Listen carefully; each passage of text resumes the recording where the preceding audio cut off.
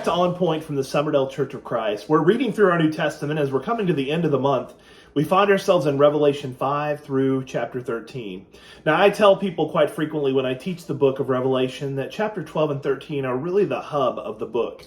We often get caught up with the letters at the very beginning. We want to know more about these 7 churches of Asia. We want to see the descriptions of Jesus. And it's really great to be able to invest in those early chapters to see that the message of Revelation was for the churches that existed at that time. And the immediate effects of the things that were happening in their environment is the reason why John writes the letter. He says, I'm a fellow, joining you in this tribulation. He talks about these things happening quickly or fast, very quickly, sometimes he says. But in chapter 12 and 13, why it's the hub of the book, is it introduces a concept to us that maybe we hadn't thought of previously in all of the thoughts John had laid out for us.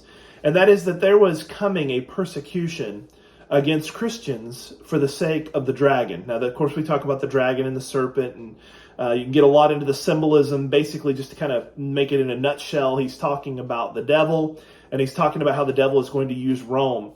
Specifically, Rome was going to basically merge with the church later on after this, and there's some symbolism there of that. But anyways, of Rome, they were going to end up persecuting Christians and killing these Christians in these 7 churches and other places as well.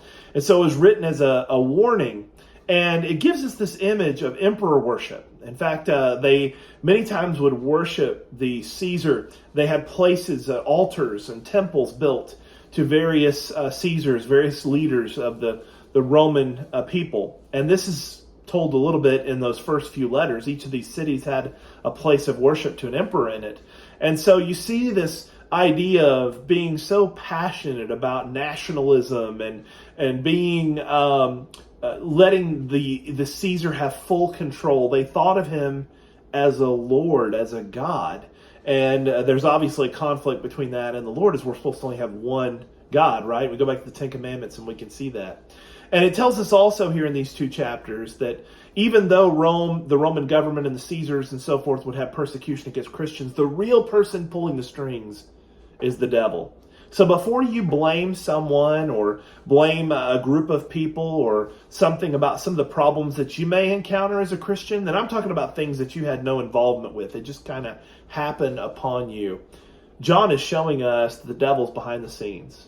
And there are things that happen. There are probably a lot of things that God protects us from that we don't even know about. But the idea here is Satan is pulling the strings. Satan is the one calling the shots. Satan is the one who is trying to disrupt the lives of faithful Christians. And his work then in Revelation is the same work he's doing now to this very day, trying to discourage and discredit and frustrate children of God. He can't get to our Father, so he's going to do his best to get to us. Think about that as you go through your week. Realize the devil is a harsh enemy, but ultimately he will fail because you and I, we have an agreement with God.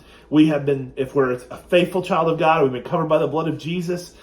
We know that God is going to take us home. And one day when we breathe our last, we'll receive our eternal reward. So we have nothing to fear. We shouldn't worry so much about what the devil wants to do to us. He can't take our soul. He may take our flesh. He may take our friends. He may take our job, our money, all of our securities and personal things. He may take every single, material thing that we have, but he cannot take our soul. Our soul belongs to God. Let that encourage you. Be a blessing to someone today. Thanks for tuning in to On Point.